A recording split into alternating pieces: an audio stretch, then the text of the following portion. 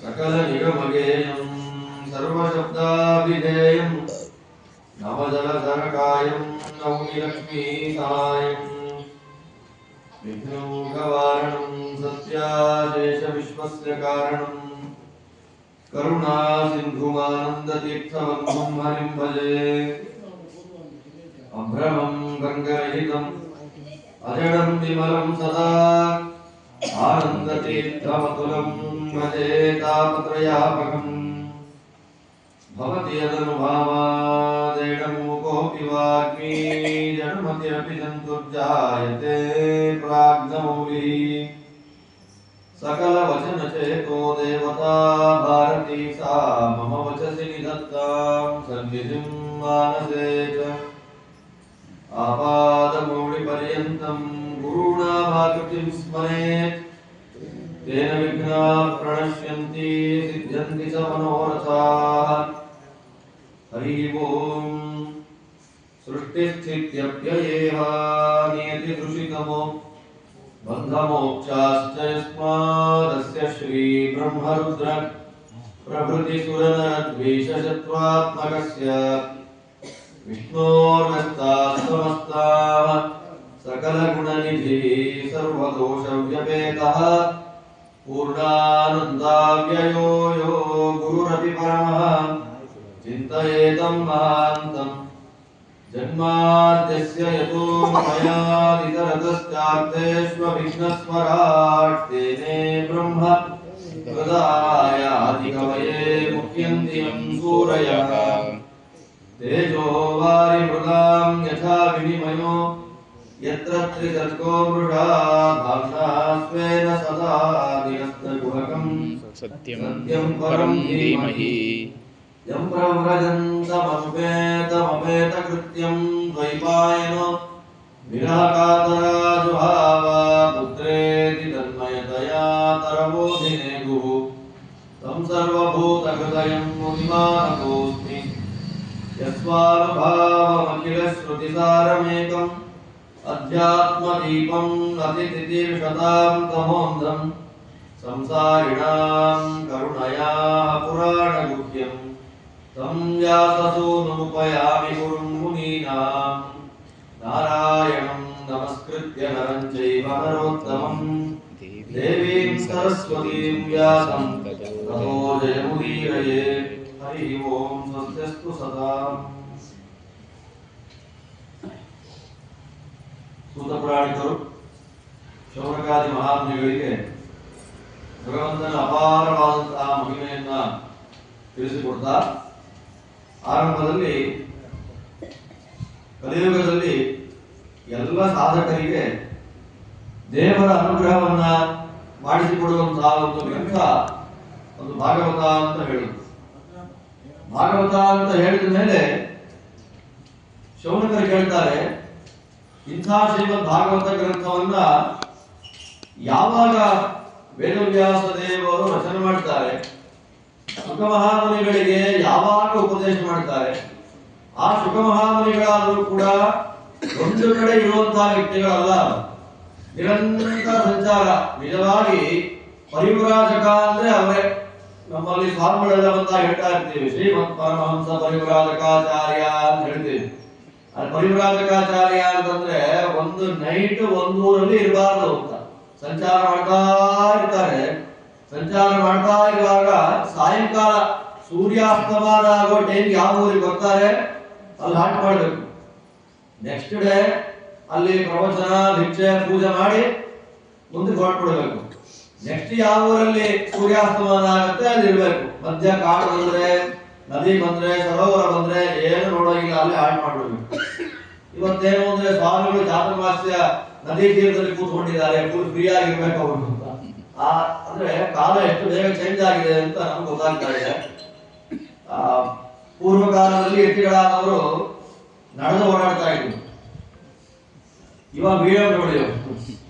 ಆದ್ದರಿಂದ ಕಾಲ ಎಲ್ಲ ಕಾಲಕ್ಕೆ ತಕ್ಕ ಹಾಗೆ ಚೇಂಜ್ ಆಗ್ತಾ ಇದೆ. ಒಂದು ಕಾಲದಲ್ಲಿ ಧರ್ಮಶಾಸ್ತ್ರ ಒಂದು ಮಾತು ಬರ್ತಾ ಇತ್ತು, ಇವಾಗ ಔಟ್ಡೇಟ್ ಆಗ್ಬಿಟ್ಟಿದೆ ಆ ಮಾತು. ವಾಹನಸ್ಥಂ ಯತಿಂ ದೃಷ್ಟ್ವಾ ಸಚೈಲಂ ಸ್ನಾನಮಾಚರೇತ್ ಅಂತ ವಾಹನದಲ್ಲಿ ಬರುವಂತಹ ಸನ್ಯಾಸಿಗಳನ್ನು ನೋಡಿದ ಮೇಲೆ ಮೈಲಿಗೆ ಆಗುತ್ತೆ, ಸತೈಲ ಸ್ನಾನ ಮಾಡಬೇಕು ಅಂತ, ಅಂದ್ರೆ ಉಟ್ಟ ಬಟ್ಟೆಯಲ್ಲೇ ಸ್ನಾನ ಮಾಡಿಬಿಡಬೇಕು ಅಂತ. ಸನ್ಯಾಸಿಗಳಾದವರು ಕಾಲ್ನಡಿಗೆನಲ್ಲೇ ನಡೆದೇ ಬರಬೇಕು. ಆಮೇಲೆ ಸ್ವಲ್ಪ ಚೇಂಜ್ ಆಯಿತು, ವೈಭವಗಳು ಬಂದ ಮೇಲೆ ಏನಾಯ್ತು, ಸನ್ಯಾಸಿಗಳಿಗೆ ಪಲ್ಲಕ್ಕಿಗಳು ಬಂತು, ಬೇಡ ಪಲ್ಲಕ್ಕಿ ಎಲ್ಲ ಬಂತು. ಆಮೇಲೆ ಎತ್ತಿನ ಬಂಡಿ ಬಂತು, ಎತ್ತಿನ ಬಂಡಿ, ಕುದುರೆ ಬಂಡಿ ಎಲ್ಲ ಆದ್ಮೇಲೆ ನಿಧಾನವಾದ ಕಾರುಗಳು ಇತ್ಯಾದಿಗಳಾಗೆಲ್ಲ ಬಂತು. ಇವಾಗ ಬೈಟಲ್ಲೆಲ್ಲ ಕಾಲಕ್ಕೆ ತಕ್ಕನ ಹಾಗೆ ಧರ್ಮ ಪ್ರಚಾರ ಮಾಡಕ್ಕೆ ಯಾವ ರೀತಿ ಅನುಕೂಲ ಆಗಬೇಕೋ ಆ ರೀತಿ ವ್ಯವಸ್ಥೆಯನ್ನು ಮಾಡ್ಕೊಂಡು ಬಂದು ಅದನ್ನೇ ನಾವು ಲಕ್ಸುರಿಯಸ್ ಆಗಿ ಅದನ್ನೇ 24 ಗಂಟೆ ಅದೇ ಪ್ರಧಾನ ಅಂತ ಆಗಬಾರ್ದು. ಅವರಿಗೆ ಪಾಠ ಪ್ರವಚನಕ್ಕೆ ಆಚಾರ್ಯ ಸಿದ್ಧಾಂತವನ್ನ ಪ್ರಚಾರ ಮಾಡೋದಕ್ಕೆ ಎಷ್ಟು ಅನುಕೂಲ ಆಗುತ್ತೆ ಅಷ್ಟನ್ನು ಉಪಯೋಗ ಮಾಡಿಕೊಂಡ್ರೆ ಯಾವುದೇ ರೀತಿಯಾಗಿರ್ತಕ್ಕಂತಹ ದೋಷಗಳಿಲ್ಲ. ಆದ್ರೆ ಅದನ್ನೇ ಜೀವನದ ಪ್ರಧಾನ ಭಾಗ ಅಂತ ಅಂದ್ಕೊಂಡ್ರೆ ಅದು ಹೋಯ್ತು ಅಂತ. ಈ ಪ್ರಕಾರವಾಗಿ ಸನ್ಯಾಸಿಗಳನ್ನ ಪರಿವ್ರಾಜಕ ಅಂತ ನಿರಂತರವಾಗಿ ಸಂಚಾರ ಮಾಡ್ತಾರೆ. ತತ್ರಾಪಿ ಶುಕಾಚಾರ್ಯರಂತೂ ಕೂಡ ನಿಜವಾದ ಪರಿವ್ರಾಜಕರು. ಅವ್ರಿಗೆ ಮೈ ಮೇಲೆ ಬಟ್ಟೆ ಹಾಕೊಳ್ಳುತ್ತಿರ್ಲಿಲ್ಲ, ಯಾವ ರೀತಿಯಾದ ಒಂದು ಸುಖ ಭೋಗ ಇತ್ಯಾದಿಗಳು ಯಾವುದೋ ಬೇಡ ಆ ಮಹಾನುಭಾವನಿಗೆ. ಅಂಥವರು 1 ವಾರಗಳ ಕಾಲ ಅಲ್ಲಿ ಇದ್ದು ಯಾವ ರೀತಿಯ ತತ್ವೋಪದೇಶವನ್ನು ಮಾಡಿದ್ರು ನನಗೆ ಆಶ್ಚರ್ಯ ಆಗ್ತಾ ಇದೆ. ದಯಮಾಡಿ ಆ ವಿಷಯವನ್ನು ನೀವು ತಿಳಿಸಿಕೊಡಬೇಕು ಅಂತ ಪ್ರಾರ್ಥನೆ ಮಾಡಿದ್ದಕ್ಕೆ ಸೂತ ಪುರಾಣಿಕರು ಹೇಳ್ತಾರೆ, ಪಾಂಡವರ ಮತ್ತು ಕೌರವರ ಯುದ್ಧ ಆಗುತ್ತೆ, ಮಹಾಭಾರತ ಯುದ್ಧ. ಯುದ್ಧ ಆದ್ಮೇಲೆ ಕೃಷ್ಣ ಪಾಂಡವರಿಗೆ ದಿಗ್ವಿಜಯವನ್ನು ಮಾಡಿಸಿಕೊಟ್ಟ. ಶ್ರೀಪತಿರ್ ಮಾನದೋನ ಅಂತ ನಿಖಿಲ ಗುಣಗಣಾರ್ಣೋ ನಿತ್ಯ ನಿರ್ಮುಕ್ತ ದೋಷ ಸರಸಿದ ನಯನೋಸು ಶ್ರೀಪತಿರ್ ಮಾನದೋನ, ಸರ್ವೋತ್ತಮನಾದ ನಾರಾಯಣ ನಮಗೆ ಬೇಕಾದ ಎಲ್ಲವನ್ನ ಕೊಟ್ಟ ಅಂತ ಪಾಂಡವರ ಭೀಮಸೇನ ದೇವರ ಪ್ರಾರ್ಥನೆ. ರಾಜ್ಯಕ್ಕೆ ಅವರು ಬಂದ್ರು. ಧರ್ಮರಾಜನಿಗೆ ತುಂಬಾ ದುಃಖ ಆಗ್ತಾ ಇದೆ, ತುಂಬಾ ದುಃಖ ಆಗ್ತಾ ಇದೆ. ದುಃಖವಾದಾಗ ಭೀಮಸೇನ ದೇವರು ಕೃಷ್ಣ ಯಾರು ಉಪದೇಶಗಳನ್ನು ಮಾಡಿದ್ರು ಕೇಳಲಿಲ್ಲ. 3 ಅಶ್ವಮೇಧ ಯಾಗವನ್ನು ಮಾಡಿಸ್ತಾನೆ ಭಗವಂತ ಪಾಂಡವರ ಕೈಲಿ. ದುಡ್ಡಿಲ್ಲ, ಸಂಪತ್ತಿಲ್ಲ, ಈಗಿನ ಯುದ್ಧ ಮುಗಿದಿದೆ, ಹಣಕ್ಕೆ ಏನ್ ಮಾಡಬೇಕು, ಕಾಸು ಏನ್ ಮಾಡಬೇಕು ಅಂದಾಗ ವೇದವ್ಯಾಸ ದೇವರು ಬಂದ ಹೇಳ್ತಾರೆ. ಮರುತ್ತ ಅಂತ ಒಬ್ಬ ರಾಜ, ಅವನು ಬ್ರಾಹ್ಮಣರಿಗೆ ದಕ್ಷಿಣೆ ಕೊಟ್ಟ. ಆ ದಕ್ಷಿಣೆಯ ಬ್ರಾಹ್ಮಣರಿಗೆ ತಗೊಂಡು ಹೋಗ್ಲಿಕ್ಕೆ ಆಗಲಿಲ್ಲ. ಇನ್ನೆಷ್ಟು ಕೊಟ್ಟ ನೋಡಿ ಅವನು. ಆ ದಕ್ಷಿಣೆಯನ್ನ ಅವನು ತಗೊಂಡು ಹೋಗ್ಲಿಕ್ಕೆ ಆಗದೆ ಹಿಮಾಲಯದ ಉತ್ತರ ಪಾರ್ಶ್ವದಲ್ಲಿ ಬಿಸಾಕಿ ಹೊರಟೋದಂತ. ಇಷ್ಟು ದಕ್ಷಿಣ ನಮ್ಗೆ ತಗೊಂಡು ಹೋಗ್ಲಿಕ್ಕೆ ಆಗೋದಿಲ್ಲ ಅಂತ ಬಿಸಾಕಿ ಹೋದ್ಮೇಲೆ ಅದು ಹಾಗೆ ಉಳಿದಿದ್ದಲ್ಲಿ ಅದನ್ನ ತಗೊಂಡ ಅಶ್ವಮೇಧ ಯಾಗ ಮಾಡು ಅಂತ ಹೇಳ್ತಾರೆ ವೇದವ್ಯಾಸ ದೇವರು. ಅಲ್ಲಿ ಹೋಗಿ ಆ ದುಡ್ಡನ್ನು ತಂದು ಅಶ್ವಮೇಧ ಯಾಗವನ್ನು ಮಾಡ್ತಾನೆ. ಅಶ್ವಮೇಧ ಯಾಗ ಮಾಡಿದ ಮೇಲೆ ಇನ್ನೂ ಸಮಾಧಾನ ಇಲ್ಲ ಮನಸ್ಸಿಗೆ. ಇದೇ ಟೈಮಲ್ಲಿ ದುರ್ಯೋಧನ ಒಂದು ಆಸೆ, ಪಾಂಡವರು ನಾಶ ಆಗಬೇಕು, ಪಾಂಡವರು ನಾಶ ಅಲ್ಲ ಪಾಂಡವರಿಗೆ ಸಂಬಂಧಪಟ್ಟವರು ನಾಶ ಆಗಬೇಕು ಅಂತ. ಹಾಗೆ ಆಗಿದೆ. ದ್ರೌಪದಿ ದೇವಿಯಲ್ಲಿ ಹುಟ್ಟಿದ 5 ಮಂದಿ ಮಕ್ಕಳನ್ನ ಅಶ್ವತ್ಥಾಮ ನಾಶ ಮಾಡಿಬಿಟ್ಟಿದ್ದಾನೆ. ಇದೇ ಸಂದರ್ಭದಲ್ಲೇ ರಾತ್ರಿ ಮಲಗಿರುವಾಗ ಮಕ್ಕಳಿಗೆ ಕತ್ತರಿಸಿ ನಾಶ ಮಾಡಿಬಿಟ್ಟ. ಅವರ ಅಪ್ಪನನ್ನ ಕೊಂದಂತಹ ಧೃಷ್ಟದ್ಯುಮ್ನ ದ್ರೌಪದಿಯ ಅಣ್ಣ ಅವನನ್ನು ನಾಶ ಮಾಡಿಬಿಟ್ಟ. ಇದೆಲ್ಲ ಆಗುವಾಗ ದುರ್ಯೋಧನ ತೊಡೆ ಮುರಿದು ಹೋಗಿದೆ, ಮುರಿದು ಬಿದ್ದಿದ್ದಾನೆ. ಅಶ್ವತ್ಥಾಮಾಚಾರ್ಯರು ಬರ್ತಾರೆ.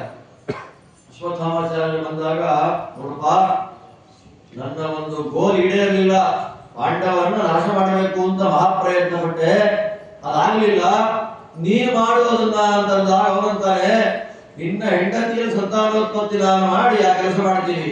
ಯಾರು? ಅಶ್ವತ್ಥಾಮಾಚಾರ್ಯ. ಎಂಥ ಮಹಾನುಭಾವರು, ಬ್ರಹ್ಮಚರ್ಯಕ್ಕೆ ಪ್ರತೀಕರಾಗಿ ನಿಂತಿದ್ದ ವ್ಯಕ್ತಿಗಳು ಆ ಟೈಮಲ್ಲಿ ಅಸುರಾವೇಶ ಬಲದಿಂದ ಎಂಥ ಮಾತಂದ್ಬಿಟ್ಟು ದುರ್ಯೋಧನ ಹೆಂಡತಿಯ ಸಹವಾಸ ಮಾಡ್ತೀನಿ ನಾನು ಅಂದ್ರು. ಆದ್ದರಿಂದಲೇ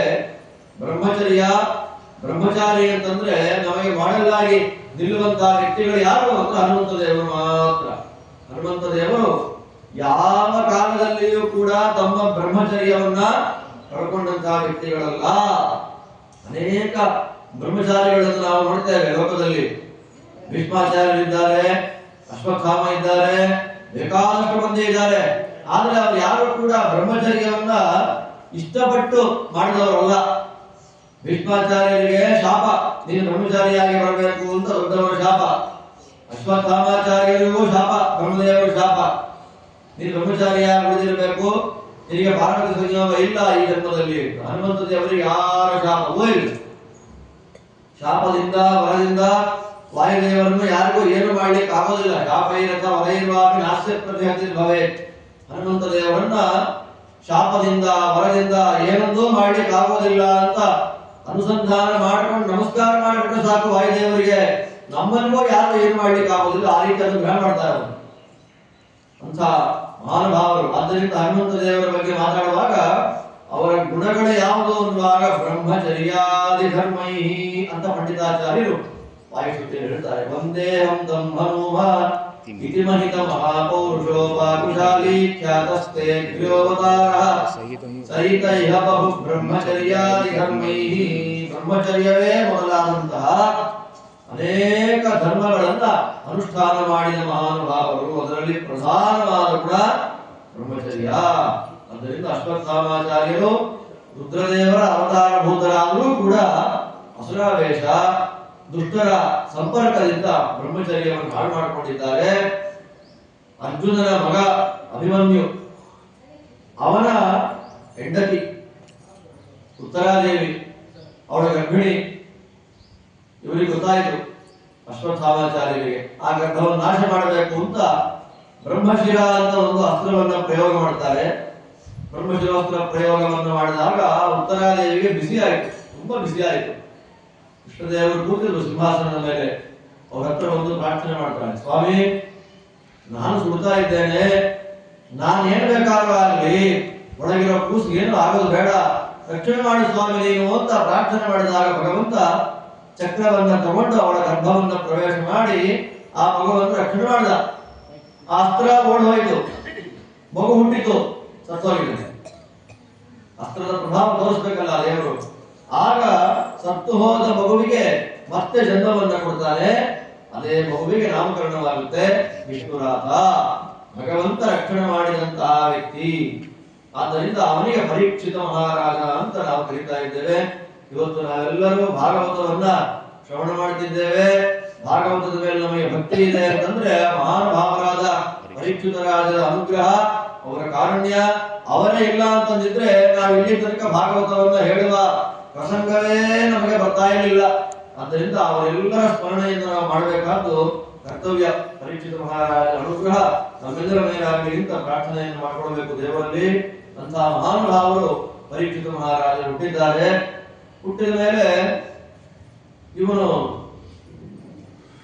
ಕೃಷ್ಣ ಏನ್ ಮಾಡಬೇಕು, ಕುಂತಿದೇವಿ ಅಲ್ಲಿ ಬಂದು ಸ್ತೋತ್ರ ಮಾಡ್ತಾಳೆ ದೇವರನ್ನು. ಅನಿಮಿತ್ತವಾಗಿ ವಿತೌಟ್ ಎಕ್ಸ್ಪೆಕ್ಟೇಷನ್ಸ್ ಅನುಗ್ರಹವನ್ನು ಮಾಡತಕ್ಕಂಥವು ನೀನೊಬ್ಬನೇ. ದಾಸರಂತಾರಲ್ಲ, ಮರೆಯರೋ ನೀ ಮಾಡಿದ ಅನಿಮಿತ್ತ ಉಪಕಾರ. ನಮ್ದೆಲ್ಲ ನೈಮಿತ್ತಿಕ ಉಪಕಾರ. ನೈಮಿತ್ತಿಕ ಉಪಕಾರ ನಾನು ಅವನಿಗೆ ಹೆಲ್ಪ್ ಮಾಡೋದು ಯಾಕೆ ಅಂದ್ರೆ ನನಗೆ ಅವನು ಹೆಲ್ಪ್ ಮಾಡ್ತಾನೆ. ಎಲ್ಲಿ ತನಕ ಅಧಿಕ ಮಾಸ ದಾನದಲ್ಲೂ ಹಾಗೆ ಅಲ್ವಾ, ನಾವು ಅವರಿಗೆ ಕೊಟ್ಟರೆ ಅವ್ರು ನಮಗೆ ಕೊಡ್ತಾರೆ ಅಂತ. ಇದು ಬಂತು ಮಾರ್ಚ್ 15ರಿಂದ ಅಧಿಕ ಮಾಸ ಆರಂಭ. ಅಧಿಕ ಜ್ಯೇಷ್ಠ ಮಾಸ ತುಂಬಾ ಶ್ರೇಷ್ಠವಾದಂತಹ ಪರ್ವಕಾಲ. ಶ್ರೀಪಾದರಾಜರನ್ನ 2 ಸಲ ಸ್ಮರಣೆ ಮಾಡ್ಕೊಳ್ಳಿಕ್ಕೆ ಅವಕಾಶ ಆಗುವಂತಹ ಅಧಿಕ ಮಾಸ ಬಂತು, ಜ್ಯೇಷ್ಠ ಮಾಸ ಬಂತು ಅಂದ್ರೆ ಜ್ಯೇಷ್ಠ ಮಾಸದಲ್ಲಿ ಶ್ರಾದ್ದ ಇದೆ ಅಂದ್ರೆ 2 ಶ್ರಾದ್ದ ಮಾಡ್ಬೇಕಲ್ಲಪ್ಪ ಅಂತ ಹೇಳ್ಕೊಂತಾರಲ್ಲ, ಎಲ್ಲ ಬರಲ್ಲ. ಎಲ್ಲ ಅನಾಯಾಸವಾಗಿ ಸಿಗುವಂತ ಅವಕಾಶ ಎಲ್ರಿಗೂ ಸಿಗೋದಿಲ್ಲ. ಜ್ಯೇಷ್ಠದಲ್ಲಿ ಯಾರ ಪಿತೃಗಳು ಇರೋದಿಲ್ಲ, ಅಂತ ವ್ಯಕ್ತಿಗಳಿಗೆ ಮಾತು ಸಿಗುವ ಅವಕಾಶ.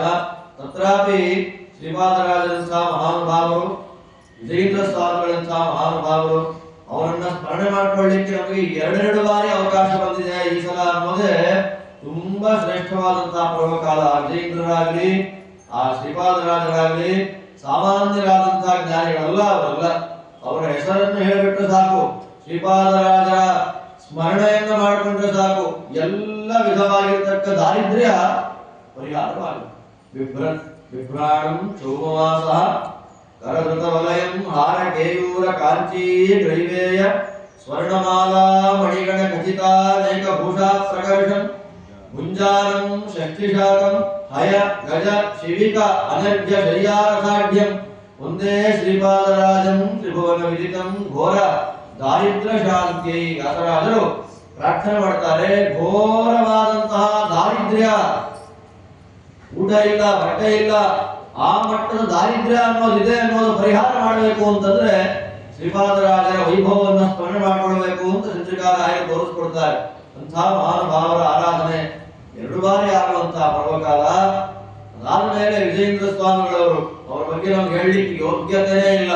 ಚಾತುರ್ಯೈಕಾಕೃತಿರ್ಯ ಚತುರಧಿಕ ಶತಗ್ರಂಥ ರತ್ನ ಪ್ರಣೇಕ ಭೂತಾರಾತಿ ಪ್ರಬಂಧ ಸ್ಫುಟ ವಿದಿತ ಚತುಷ್ಷಷ್ಠಿ ವಿದ್ಯಾ ವಿಶೇಷ ಸ್ವಯಂ ಶ್ರೀ ಸುರೇಂದ್ರ ಪ್ರತಿಪತಿ ತನಯೋದ್ವೈತ ಶೈವ ಸಹಿಷ್ಣು ಕೃಷ್ಣಾತು ಶ್ರೀ ಜೈಂದ್ರ ತ್ರಿಭುವನ ವಿದಿತ ಸರ್ವತಂತ್ರ ಸ್ವತಂತ್ರ. ವಿಜಯೇಂದ್ರ ಸ್ವಾಮಿಗಳ ವೈಭವ ನಾವು ನೋಡಬೇಕು ಅಂದ್ರೆ ಇವತ್ತಿಗೂ ಕುಂಭಕೋಣ ಕ್ಷೇತ್ರಕ್ಕೆ ಹೋದ್ರೆ ನಮ್ಮವರಿಗಿಂತ ಅದ್ವೈತಿಗಳೇ ಜಾಸ್ತಿ ನಮಸ್ಕಾರ ಮಾಡ್ತಾರೆ ವಿಜಯೇಂದ್ರ ಸ್ವಾಮಿಗಳಿಗೆ.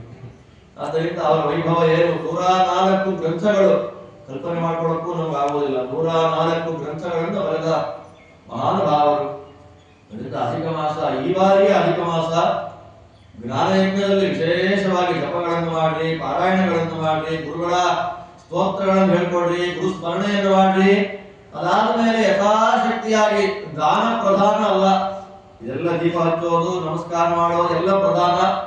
ನಿಮಗೆ ದೇವರು ಏನ್ ಸಾಮರ್ಥ್ಯ ಕೊಟ್ಟಿದ್ದಾನೆ, ಆ ಸಾಮರ್ಥ್ಯಕ್ಕೆ ಅನುಗುಣವಾಗಿ ಸತ್ಪಾತ್ರಕ್ಕೆ ಯಥಾಯೋಗ್ಯವಾಗಿ ದಾನವನ್ನು ಮಾಡುವಂಥದ್ದು ಕರ್ತವ್ಯ. ಆದ್ದರಿಂದ ನಮಗೆ ಅವ್ರು ಕೊಟ್ರೆ ಅವ್ರಿಗೆ ನಾವು ಕೊಡಬೇಕು, ನಮಗೆ ಅವ್ರು ಕೊಡ್ಲಿಲ್ಲ ಅಂದ್ರೆ ನಾವು ಅವ್ರಿಗೆ ಕೊಡೋದಲ್ಲ. ಈ ರೀತಿಯಲ್ಲಿ ನಮ್ಮದೆಲ್ಲ ಉಪಕಾರಗಳಾಗ್ಲಿ, ದಾನಗಳಾಗ್ಲಿ, ಧರ್ಮಗಳೆಲ್ಲ ನೈಮಿತ್ತಿಕವಾದಂತಹ ಉಪಕಾರ, ನೈಮಿತ್ತಿಕವಾದಂತಹ ಧರ್ಮ. ಬಾಯಿಗಟ್ಟೆ ಹೇಳೋದು, ಯಾರಾದ್ರೂ ಮರಣ ಏನಾದ್ರು ಆಯ್ತು ಅಂದ್ರೆ ಭಯ ಶುರುವಾಗುತ್ತೆ, ನಮ್ದಕ್ಕೆ ಯಾರಾದ್ರೂ ಬರ್ತಾರೋ ಇಲ್ವೋ, ಅದಕ್ಕೆ ಏನ್ ಮಾಡುವ ನಿಂತ್ಕೊಂಡ್ಬಿಡೋದಲ್ಲಿ. ಜೀವನ ಸಹಜ ಸ್ವಭಾವ ಭಯ. ಭಯ ಅದರಿಂದ ಭಯವಿಲ್ಲದೆ, ಯಾರ ಹಂಗೂ ಇಲ್ಲದೆ ಸ್ವತಂತ್ರನಾಗಿ ನಿಂತ ಭಗವಂತನ ಅನುಗ್ರಹ ಏನು ಅಂತಂದ್ರೆ ಅನಿಮಿತ್ತವಾದ ಉಪಕಾರ. ನಾವು ಅವನಿಗೆ ನಮಸ್ಕಾರ ಮಾಡ್ಲಿ, ನಮಸ್ಕಾರ ಮಾಡದೇ ಇರಲಿ, ಉಸಿರಾಡುವಂತೆ ಮಾಡ್ತಾ ಇದ್ದ. ನಮಗ ಎಚ್ಚರಿಕೆಯೇ ಇಲ್ಲ, ನಮಗೇನೂ ಇಲ್ಲ. ದೇವರಿದ್ದಾರೆ, ನಮ್ಮೊಳಗೆ ನಿಂತು ವ್ಯಾಪಾರವನ್ನು ಮಾಡ್ತಾ ಇದ್ದಾರೆ, ಯಾವ ಭಯವೂ ಇಲ್ಲದೆ ಓಡಾಡ್ತಾ ಇದ್ದಾರೆ. ಸಾಲಿಗ್ರಾಮವನ್ನ ಜೀವನದಲ್ಲಿ ಒಂದು ಬಾರಿಯೂ ಮುಟ್ಟಿರೋದಿಲ್ಲ. ಸಾಲಿಗ್ರಾಮ ಬೇಕಾದಷ್ಟಿದೆ, ದೀಪ ಹಚ್ಚಿಬಿಡ್ತಾರೆ, ಟೈಮೇ ಇಲ್ಲ. ಸಾಲಿಗ್ರಾಮ ಮುಟ್ಲಿಕ್ಕೆ ಟೈಮ್ ಇಲ್ಲ, ಬೇರೆದಕ್ಕೆಲ್ಲ ಟೈಮ್ ಇದೆ ಅವನಿಗೆ. ಓಡಾಡ್ಲಿಕ್ಕೆ, ಟೂರ್ ಹೋಗ್ಲಿಕ್ಕೆ, ಮಜಾ ಮಾಡ್ಲಿಕ್ಕೆ, ಊಟಕ್ಕೆ, ತಿಂಡಿ ಎಲ್ಲದಕ್ಕೂ ಟೈಮ್ ಇದೆ. ಮನೆಯಲ್ಲಿರುವ ದೇವರನ್ನ ತೊಳಿಲಿಕ್ಕೆ ಸಮಯ ಇಲ್ಲ ಇವನಿಗೆ. ದೇವರನ್ನು ತೊಳೆಯೋದು ಯಾವ ಹಸಿವಾಯಿತ ಹೇಳಿ ದೇವರ ಅಭಿಷೇಕ ಅಂತ ಇಲ್ಲ. ಹಸಿವಾಯ್ತಪ್ಪ, ಮನೆ ಸಾಲಿಗ್ರಾಮ ಇದೆ, ಹಸಿವಾಗೋಯ್ತು, ಅದಕ್ಕೆ ಏನ್ ಮಾಡ್ಬೇಕು? ದೇವರ ತೊಳೆ ಎಂಬರು ಹಸರಾಗಿ ಮನದಲ್ಲಿ ಮುಟ್ಟಿ ಪೂಜೆ ಮಾಡಬೇಕು.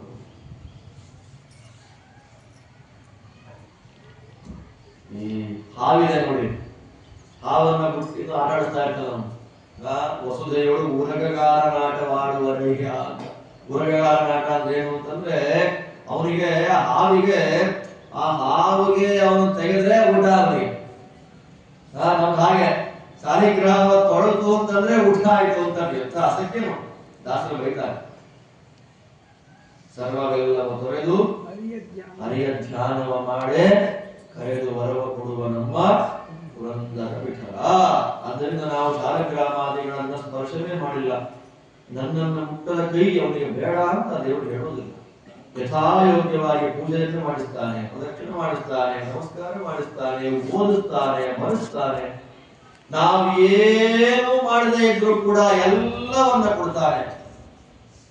ಅವನ ಉಪಕಾರವನ್ನು ನಾವು ಸ್ಮರಣೆನೇ ಮಾಡಲಿಲ್ಲ ಅಂದ್ರೆ ನನಗೆ ನನ್ನ ಜೀವನವೇ ದೊಡ್ಡದಾಯಿತು. ದಿನಕ್ಕೊಂದು 10 ನಿಮಿಷಗಳಾದರೂ ಕೂಡ ಆ ಸ್ವಾಮಿಯ ಅನಿಮಿತ್ತವಾದ ಉಪಕಾರವನ್ನ ಸ್ಮರಣೆಯನ್ನೇ ನಾವು ಮಾಡಲಿಲ್ಲ ಅಂತಂದ್ರೆ ಇಷ್ಟು ದೊಡ್ಡ ಸದ್ವೈಷ್ಣವ ಜನ್ಮದಲ್ಲಿ ಭಗವಂತ ನಮ್ಮನ್ನ ಕೊಟ್ಟದ್ದಕ್ಕೆ ಏನು ಸಾರ್ಥಕ ಆಯಿತು? 24 ಗಂಟೆ ದೇವರ ಪ್ರಾರ್ಥನೆ ಮಾಡ್ಲಿಕ್ಕೆ ಯಾರಿಗೂ ಆಗೋದಿಲ್ಲ, ಮಾಡೋದು ಬೇಡ.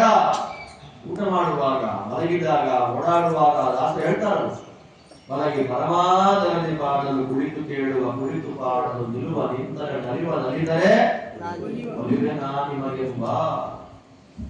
ನಿದ್ದೆಯಲ್ಲೇ ಅದಕ್ಕೆ ಶಾಸ್ತ್ರ ಆದೇಶ ಮಾಡುತ್ತೆ, ಭಾಗವತಾದಿ ಗ್ರಂಥಗಳ ಪ್ರವಚನ ಇತ್ಯಾದಿಗಳಾಗುವಾಗ ನಿದ್ದೆ ಬಂದ್ಬಿಡುತ್ತೆ. ನಿದ್ದೆ ಕರೀದೇ ಬರುತ್ತಲ್ಲ. ಮೊಬೈಲ್ ನೋಡುವಾಗ, ಟಿವಿ ನೋಡುವಾಗ ಯಾವುದು ನಿದ್ದೆ ಬರಲ್ಲ. ಭಾಗವತಾದಿ ಗ್ರಂಥಗಳ ಪ್ರವಚನ ಮಾಡುವಾಗ ಪ್ರವಚನ ಮುಗಿದಿದ್ದೇ ಗೊತ್ತಾಗೋದಿಲ್ಲ. ಮನುಷ್ಯರ ಸಹಜವಾದ ಸ್ವಭಾವ ಯಾವುದು ನಮ್ಮ ಪಾಪಗಳನ್ನ ಬೇಗ ನಾಶ ಮಾಡುತ್ತೆ ಅದಕ್ಕೂ ನಾವು ಕನೆಕ್ಟ್ ಆಗೋದಿಲ್ಲ.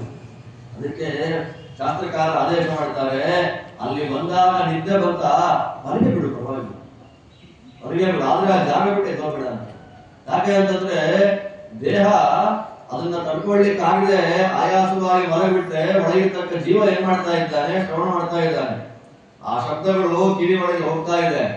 ಅದರಿಂದ ಶ್ರವಣದಿಂದ ಬರುವಂತಹ ಫಲ ಎಷ್ಟು ದೊಡ್ಡದು ಅಂತ ನಮಗೆ ಗೊತ್ತಿಲ್ಲ. ಸುತಂ ಭರತಿ ಪಾಪಾನಿ ಅಂತ ಶಾಸ್ತ್ರ.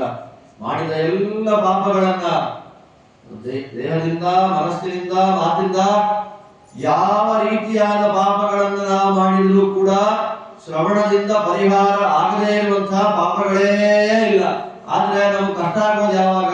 ದಾನ ಕೊಡಕ್ಕೆ ರೆಡಿ, ಆದ್ರೆ 1 ಗಂಟೆ ಕೂತ್ಕೊಂಡು ಶ್ರವಣ ಮಾಡ್ರಿ ಅಂತಂದ್ರೆ ಆಸಕ್ತಿ ಬಂತು. ಯಾವುದರಿಂದ ಪಾಪಗಳ ಬೇಗ ಪರಿಹಾರ ಆಗತ್ತೆ, ಮನುಷ್ಯ ಅದಕ್ಕೆ ಕನೆಕ್ಟ್ ಆಗೋದು ಬಹಳ ಕಡಿಮೆ. ಶಾಸ್ತ್ರ ಅದನ್ನೇ ನಮಗೆ ಸ್ಪಷ್ಟವಾಗಿ ತಿಳಿಸ್ಕೊಡುವಂಥದ್ದು. ದೇವರ ಅನಿಮಿತ್ತವಾದ ಉಪಕಾರ ಸ್ಮರಣೆಯನ್ನು ಮಾಡಬೇಕು. ಕುಂತಿದೇವಿ ಮಾಡಿದ ಪ್ರಾರ್ಥನೆ ಅದೇ. ಎಲ್ಲಿಂದ ನಮ್ಮನ್ನ ಕಾಪಾಡ್ತಾ ಬಂದೆ ಸ್ವಾಮಿ? ಮಕ್ಕಳ ಹುಟ್ಟಿದಾಗಿಂದ, ಮಕ್ಕಳು ಬೆಳೆದಾಗಿಂದ, ಮಕ್ಕಳಿಗೆ ದುರ್ಯೋಧನಾದಿಗಳು ವಿಷ ಹಾಕಿದಾಗಲಿಂದ, ವಿಷಾನ್ ಮಹಾಗ್ನೇ ಪುರುಷಾದ ದಂಸನಾದ ಅಸತ್ ಸಭಾಯ, ನನ್ನ ಸೊಸೆಯ ವಸ್ತ್ರವನ್ನು ಎಳಿತಾ ಬಂದ್ಬಿಟ್ರು ಕೌರವರು ಸಭೆಯಲ್ಲಿ. ಆದ್ರೂ ಕೂಡ ನೀ ಏನ್ ಮಾಡಿದೆ? ಅನಂತ ಅಕ್ಷಯವಾದ ವಸ್ತ್ರವನ್ನು ಕೊಟ್ಟು ಕಾಪಾಡಿದೆ. ದ್ರೌಪದಿ ಮಾನ ಸಂರಕ್ಷಣವನ್ನು ಮಾಡಿದೆ ನೀನು. ಮನೆ ಕಾಡಿಗೆ ಬಂದಾಗ, ಎಲ್ಲವನ್ನ ಕಳ್ಕೊಂಡಾಗ, ಎಲ್ಲ ಕಾಲಗಳಲ್ಲಿ ನಾನು ನಿನ್ನ ಬೆನ್ನಲ್ಲಿ ಇದ್ದೇನೆ ಅಂತ ರಕ್ಷಣೆ ಮಾಡಿದಂತಹ ಸ್ವಾಮಿ ನೀನು ನನಗೆ ಕಾಲ ಕಾಲಕ್ಕೆ ದುಃಖವನ್ನೇ ಕೊಡ್ತಾ ಇರಬೇಕು ಅಂತ ಕುಂತಿದೇವಿ ಮಾತ್ರ ಮಾಡಬೇಕಾದ ಪ್ರಾರ್ಥನೆ. ನಮಗೆ ಯಾರಿಗೂ ಅದು ಮಾಡ್ಲಿಕ್ಕೆ ಹೋಗೋದಿಲ್ಲ. ನನಗೆ ನೀನು ಕಾಲ ಕಾಲಕ್ಕೆ ದುಃಖವನ್ನೇ ಕೊಡ್ತಾ ಇರಬೇಕು. ದುಃಖದಿಂದ ನಿನ್ನ ಸ್ಮರಣೆ ಬರುತ್ತೆ. ವಿಪದ ಸಂತೋಷ ತತ್ರ ತತ್ರ ಜಗತ್ಪತೆ ಭವತೋ ದರ್ಶನಂ ಯಸ್ಯಾತ್ ಅಪುನರ್ಭವ ದರ್ಶನಂ ಅಂತ ದೇವಿ ತುಂಬಾ ಸುಂದರವಾಗಿ ಪ್ರಾರ್ಥನೆ ಮಾಡ್ತಾಳೆ. ಅಷ್ಟೆಲ್ಲ ಪ್ರಾರ್ಥನೆ ಮಾಡಿದ್ರು ಕೂಡ ದೇವರು ಏನು ಮಾತಾಡಲಿಲ್ಲ, ನಕ್ಕು ಬಿಟ್ಟ ಸುಮ್ಮನೆ. ಮತ್ತೊಂದು 6 ತಿಂಗಳು ಅಲ್ಲೇ ಇದ್ದ. ಅರ್ಜುನನನ್ನ ಕರ್ಕೊಂಡು ದ್ವಾರಕೆ ಹೊರಟೋದ. ಒಂದು 6 ತಿಂಗಳಾಯ್ತು, ಕೃಷ್ಣದೇವರ ನ್ಯೂಸೇ ಇಲ್ಲ. ಅದರ ಮೊದಲಿಗೆ ಭಗವಂತ ಏನ್ ಮಾಡಿದ್ದಾನೆ, ಉತ್ತರಾಯಣ ಬರಲಿ ಅಂತ ಒಬ್ರು ವೆಯ್ಟ್ ಮಾಡ್ತಾ ಇದ್ದಾರೆ. ಮಹಾನುಭಾವರು ದಿನಕ್ಕೆ 10,000ಕ್ಕೆ ಕಡಿಮೆ ಇಲ್ಲದ ಹಾಗೆ ಪಾಂಡವರ ಕಡೆ ಸೈನಿಕರನ್ನು ಕೊಂದವರು. ಡೈಲಿ 10,000 ಜನ ಯುದ್ಧದಲ್ಲಿ 10 ದಿನಗಳ ಕಾಲ 1,00,000 ಜನಗಳನ್ನು ಕೊಂದಿದ್ದಾರೆ. 10 ದಿನಗಳಲ್ಲಿ ಶಿಖಂಡಿಯ ಮೂಲಕ ಕೆಳಗೆ ಬಿದ್ದಿದ್ದಾರೆ. ಶರ ಆಸನದಲ್ಲಿ ಮಲ್ಕೊಂಡಿದ್ದಾರೆ ಮಹಾನುಭಾವರು. ಶರದಲ್ಲಿ ರಕ್ತ ಎಲ್ಲ ನಾಶ ಆಗಿದೆ. ಇಚ್ಛಾಮರಣಿಗಳು ದಕ್ಷಿಣಾಯನದಲ್ಲಿ ಯಾಕೆ ದೇಹತ್ಯಾಗ ಮಾಡಬೇಕು, ಉತ್ತರಾಯಣದಲ್ಲಿ ಹೋಗಿಬಿಡೋಣ ಅಂತ ಉತ್ತರಾಯಣ ತನಕ ಕಾಲ ಪ್ರತೀಕ್ಷೆಯನ್ನು ಮಾಡ್ತಾ ಇದ್ದಾರೆ. ಧರ್ಮರಾಜನಿಗೆ ತತ್ವೋಪದೇಶವನ್ನು ಮಾಡಿಸಬೇಕು ಅಂತ ಸ್ವಾಮಿ ಕರ್ಕೊಂಡು ಬಂದ್ರೆ, ಭೀಷ್ಮಾಚಾರ್ಯರೇ, ಪೂರ್ಣವಾಗಿ ಶಾಸ್ತ್ರಾಧ್ಯಯನ ಮಾಡಿದಂತಹ ವ್ಯಕ್ತಿಗಳು ನೀವು. ಶಾಸ್ತ್ರಾಧ್ಯಯನ ಮಾಡಿದವರು ಪಾಠ ಮಾಡದೆ ಸಾಯಬಾರದು. ಆದ್ದರಿಂದ ನೀವು ಜೀವನ ಪೂರ್ತಿ 400-500 ವರ್ಷಗಳ ಕಾಲ ಓದಿದವರು ನೀವು. ನಾವು 12 ವರ್ಷ ಓದ್ಬಿಟ್ರೆ ಪಂಡಿತರು ಅಂತ ಇದ್ರೆ ಶಾಲಾ ಹಾಕೊಂಡು ತಿರುಗಾಡ್ತಾ ಇರ್ತೀವಿ ಅಲ್ವಾ? ಈ ಶಾಲೆ ನಗ್ತಾ ಇರುತ್ತೆ. ಈ ಶಾಲೆಗೆ ಏನಾದ್ರು ಮಾತಾಡಕ್ ಗೊತ್ತಿದ್ರೆ ನೀನ್ ಯೋಗ್ಯ ಅಲ್ಲ ಇದಕ್ಕೆ ಅಂತ ನಗ್ತಾ ಇರುತ್ತೆ ಈ ಜೀವ. ನಮಗೇನಿಲ್ಲ, ಒಂದು ಸುಧಾಮಂಗಳ ಆಡ್ಕೊಂಡ್ರೆ ಆಗೋಯ್ತು, ನಮಗೆ ಸಮಾನರಾದವ್ರು ಯಾರು ಇಲ್ಲ ಅಂತ ಕಿತ್ತಾಡ್ತಾ ಇರ್ತಾರೆ. ಅವತ್ತೇ ಮಂಗಳದ ದಿನ ಸುಧಾ ಬಿಟ್ಟವನು. ನಿಮ್ಮ ಸುಧಾ ಹಿಡಿದೇ ಇಲ್ಲ ಕೈಯಲ್ಲಿ ಪುಸ್ತಕನ. ನನ್ ಸುಧಾ ಮಂಗಳ ಆಗಿದೆ. ಆ ಸುಧಾ ಮಂಗಳ ಅನ್ನುವ ಹೆಸರನ್ನ ಇಟ್ಟುಕೊಂಡು ಇಡೀ ಜೀವನವನ್ನ ಲಕ್ಸುರಿಯಸ್ ಆಗಿ ಕಳೆಯುವ ನಾವೆಲ್ಲಿ 500 ವರ್ಷಗಳ ಕಾಲ ವಿಶೇಷವಾದ ಶಾಸ್ತ್ರವನ್ನ ಸಮಗ್ರವಾಗಿ ಅಧ್ಯಯನ ಮಾಡಿ ವಿನೀತರಾದ ಭೀಷ್ಮಾಚಾರ್ಯರು. ಅದಕ್ಕೆ ವಿಜಯೇಂದ್ರ ಸ್ವಾಮಿಗಳ ಬಗ್ಗೆ ಮಾತಾಡಬೇಕಾದ್ರೆ ಅವರ ವಿನಯ, ಅವರ ಪಾಂಡಿತ್ಯ, ಅವರ ಜ್ಞಾನ ಎಷ್ಟು ದೊಡ್ಡದು ಅಂತಂದ್ರೆ 7 ಬಾರಿ ಸಮಗ್ರ ಸರ್ವಮೂಲಗಳನ್ನು ಓದಿದ್ದಾರೆ. ನಮಗೆ ಸಮಗ್ರ ಸರ್ವಮೂಲಗಳ ಹೆಸರೇ ಗೊತ್ತಿಲ್ಲ. ನಮಗೆ ಹೇಳ್ರಿ, ಸರ್ವಮೂಲವನ್ನು ಹೇಳ್ರಿ ನೀವು ಅಂತಂದ್ರೆ ಭಕ್ತಿಯಿಂದ ದ್ವಾದಶ ಸ್ತೋತ್ರ 12 ಆಗೋಯ್ತು ಅಲ್ಲಿಗೆ ಅಲ್ವಾ. ಎಲ್ಲೋ ಕೃಷ್ಣಾವಂತ ಮಹಾರಾಣವ ಮಾಧುರು ಹೇಳ್ತಾ ಇರ್ತೇವೆ. ಅದರ ಉಪನಯನ ಅಷ್ಟು ವರ್ಷ ಇಷ್ಟು ವರ್ಷ ಆಯ್ತು ಎಲ್ಲ ಬರುತ್ತೆ. ಆಚಾರ್ಯ ನಿಮ್ಮ ಆಚಾರ್ಯರ ಬರೆದ ಗ್ರಂಥಗಳ ಹೆಸರಾದ್ರೂ ಹೇಳ್ರಿ ಅಂತಂದ್ರೆ ಅವಮಾನ ರೀ, ಅವಮಾನ, ನಾಚಿಕೆ ಆಗ್ಬೇಕು ನಮ್ಗೆ.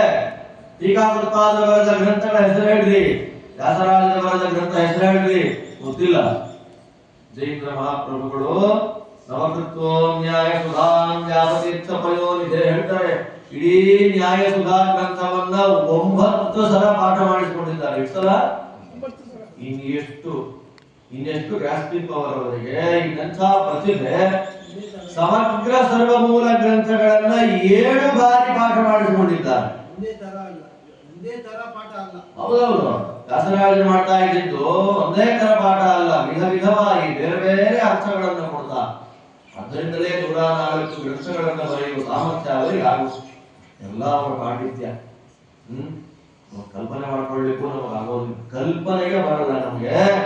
ಆದ್ದರಿಂದ ಇದೆಲ್ಲವನ್ನ ಕೇಳ್ತಾ ಇರುವಾಗ ನಮ್ಮ ಮನಸ್ಸಿಗೆ ಬರಬೇಕಾದ ಅಂಶ ಯಾವುದು ಗೊತ್ತಾ? ನಾವೇನು ಓದಿಲ್ಲ. ಉಪನಿಷತ್ ಹೇಳುತ್ತೆ, ನನಗೆಲ್ಲ ಗೊತ್ತು ಅಂದ್ಕೊಂಡವನಿಗೆ ಬಾಗಿಲು ಹಾಕೊಂಡ್ರೆ ಗೊತ್ತಿರುತ್ತೆ, ಅವನಿಗೆ ಏನು ಗೊತ್ತಿಲ್ಲ. ಉಪನಿಷತ್ತು ಅತ್ಯಂತ ಸ್ಪಷ್ಟವಾಗಿ ಹೇಳುತ್ತೆ, ಜ್ಞಾನಿಗಳಾದ ನನಗೇನು ಗೊತ್ತಿಲ್ಲ ಗೊತ್ತಿಲ್ಲ ಗೊತ್ತಿಲ್ಲ ಅಂತ ಜ್ಞಾನಿಗಳು ಹೇಳ್ತಾ ಇದ್ದಾರೆ. ಅವರು ದೇವರನ್ನು ನೋಡಿದ್ದಾನೆ, ಶಾಸ್ತ್ರ ಗೊತ್ತಿದೆ ಅವನಿಗೆ. ಅದರಿಂದ ಭೀಷ್ಮಾಚಾರ್ಯರು ದೊಡ್ಡ ಜ್ಞಾನಿಗಳು. ಅದಕ್ಕೋಸ್ಕರವೇ ಭೀಷ್ಮರಿಗೆ ಪ್ರತಿಯೊಬ್ಬರೂ ತರ್ಪಣವನ್ನು ಕೊಡಬೇಕು ಅಂತ ಆದೇಶ ಮಾಡಿದ್ದು ದೇವರು. ಅದೇ ಕಾರಣಕ್ಕೆ ಅವರ ಉಪಕಾರ ನಮ್ಮೆಲ್ಲರ ಮೇಲಿದೆ. ಅನುಶಾಸನ ಪರ್ವ, ಶಾಂತಿ ಪರ್ವ, ವಿಷ್ಣು ಸಹಸ್ರನಾಮ, ಇದೆಲ್ಲದರನ್ನ ಪಾರಾಯಣ ಶ್ರವಣಾದಿಗಳನ್ನು ಯಾರು ಮಾಡ್ತಾರೆ ಅವರೆಲ್ಲರಿಗೂ ಭೀಷ್ಮಾಚಾರ್ಯ ಋಣ ನಮ್ಮ ತಲೆ ಮೇಲಿದೆ. ತಿಳಿಸ್ಕೊಡ್ಬೇಕಾದ ಕರ್ತವ್ಯ ಭೀಷ್ಮಾಚಾರ್ಯ ಋಣವನ್ನ ತೀರಿಸ್ಕೊಡ್ಲಿಕ್ಕೆ ಆಗೋದಿಲ್ಲ, ತೀರಬಾರದು, ಯಾವ ಜನ್ಮಕ್ಕೂ ತೀರಬಾರದು. ಭೀಷ್ಮಾಚಾರ್ಯ ಋಣ ನಿಂತ್ಕೊಳ್ತಾರೆ. ಎದುರಿಗೆ ಒಂದು ಉಪದೇಶ ಮಾಡ್ಲಿ ಅಂತ ಕೃಷ್ಣ. ಏನು ಉಪದೇಶ ಮಾಡ್ಲಪ್ಪ? ಕರೆಕ್ಟ್ ಆಗಿ ಚೇರ್ ಮೇಲೆ ಕೂತಿದ್ದಾಗ ಯಾರೋ ಒಂದು ಉಪದೇಶ ಮಾಡು ಅಂತ ಕೇಳಿಲ್ಲ. ಇವಾಗ ಬಿದ್ದೋಗಿದ್ದೇನೆ, ಉಪದೇಶ ಮಾಡು ಅಂತ ಕೇಳಿದ್ರೆ ಸ್ವಾಮಿ ರಕ್ತಸ್ರಾವ ಆಗ್ಬಿಟ್ಟಿದೆಯಪ್ಪ, ಶಕ್ತಿ ಇಲ್ಲ ಬಾಯಲ್ಲಿ. ಕೃಷ್ಣ ಅಂತಾನೆ, ಶ್ರೀ ಗುರುಭ್ಯೋ ನಮಃ ಅಂತ ನೀವು ಹೇಳಿ ಕೃಷ್ಣಾರ್ಪಣ ಅಂತ ಮಾಡಿಸೋ ಜವಾಬ್ದಾರಿ ನಂದು. ನೀವು ಶ್ರೀ ಗುರುಭ್ಯೋ ನಮಃ ಅಂತ ಮಾತ್ರ ಹೇಳಿ ಬಾಯಲ್ಲಿ, ನಿಮ್ಮ ನಾಲಿಗೆಯಲ್ಲಿ ನಿಂತು ನುಡಿಸುವ ಜವಾಬ್ದಾರಿ ಯಾರದು? ನಂದು ಅಂದಾಗ ಭೀಷ್ಮಾಚಾರ್ಯರ ಮೂಲಕ ತುಂಬಾ ಸುಂದರವಾಗಿ ಅನುಶಾಸನ, ಶಾಂತಿ ಮೊದಲಾದ ಎಲ್ಲ ಪರ್ವಗಳನ್ನು ಉಪದೇಶ ಮಾಡಿಸ್ತಾನೆ ಧರ್ಮರಾಜನಿಗೆ. ಕೊನೆ ಉತ್ತರಾಯಣ ಪರ್ವಕಾಲ ಸಮೀಪದಲ್ಲಿ ಬಂದದ್ದನ್ನು ನೋಡಿ ಭೀಷ್ಮಾಚಾರ್ಯರು ವಿಷ್ಣು ಸಹಸ್ರನಾಮದ ಸಮರ್ಪಣೆಯನ್ನು ಭಗವಂತನಿಗೆ ಮಾಡ್ತಾರೆ. ಭೀಷ್ಮಸ್ತವರಾಜ ಸ್ತೋತ್ರವನ್ನು ಹೇಳ್ತಾರೆ. ದೇವರ ದರ್ಶನವನ್ನು ಮಾಡ್ತಾ ಕಣ್ಣು ಮುಚ್ಚಿದ್ರು, ದೇಹತ್ಯಾಗ ಮಾಡಿದ್ರು. ನಮಗೆಲ್ಲ ಗೊತ್ತಿದೆ ಭೀಷ್ಮಾಚಾರ್ಯರಿಗೆ ಮೋಕ್ಷ ಆಗಲಿಲ್ಲ. ಕಾರಣ ಯಾಕೆ ಅಂದ್ರೆ ಇನ್ನೂ ಪ್ರಾರಬ್ಧ ಉಳಿದಿದೆ. ಜುನಾಮಕ ವಸುವಾಗಿ ಮಾಡಬೇಕಾದಂತಹ ಸಾಧನೆ ಬೇಕಾದಷ್ಟಿದೆ. ಆದ್ದರಿಂದ ಮೋಕ್ಷ ಆಗಲಿಲ್ಲ. ಭೀಷ್ಮಾಚಾರ್ಯರ ವೈಭವ ಏನು ಅಂದ್ರೆ ಭೀಷ್ಮರಿಗೆ ಧರ್ಮೋದಕವನ್ನ ಕೃಷ್ಣ ಕೊಟ್ಟ. ಜೀವದ ಅಂದ್ರೆ ಜ್ಞಾನ ಅನ್ನೋದು ನಮ್ಮಲ್ಲಿ ಸ್ವಲ್ಪ ಇಟ್ಬಿಟ್ರೆ ನಮ್ಮನ್ನ ಕಾಪಾಡುವಂತಹ ಪೂರ್ಣ ಜವಾಬ್ದಾರಿ ನಮ್ಗೆ ಏನೂ ಬೇಡ. ತತ್ವಜ್ಞಾನ, ದೇವರು ಸರ್ವೋತ್ತಮರು ಎನ್ನುವಂತಹ ಜ್ಞಾನ ನಮಗೆ ಬಂದ್ರೆ ಸಾಕು, ಯಾವ ಕಷ್ಟವೂ ಬರದೇ ಇರುವಂತೆ ನಮ್ಮನ್ನ ಕಾಪಾಡುವಂತಹ ಜವಾಬ್ದಾರಿಯನ್ನ ಅನನ್ಯಾ ಚಿಂತಯಂತೋ ಮಾಂ ಯೇ ಜನಾ ಪರ್ಯುಪಾಸತೆ ತೇಷಾಂ ನಿತ್ಯಾಭಿಯುಕ್ತಾನಾಂ ಯೋಗಕ್ಷೇಮಂ ವಹಾಮ್ಯಹಂ. ಅವರ ಯೋಗ ಮತ್ತು ಕ್ಷೇಮ ಆ ಎರಡರ ಪೂರ್ಣವಾದಂತಹ ಜವಾಬ್ದಾರಿ ನಮ್ದು ಅಂತಾನೆ ಸ್ವಾಮಿ ನಾರಾಯಣ. ಭೀಷ್ಮರಿಗೆ ಧರ್ಮೋದಕವನ್ನು ಕೊಟ್ಟ. ಆ ಜೀವದ ಪುಣ್ಯ ನೋಡಿ ಹೇಗಿದೆ.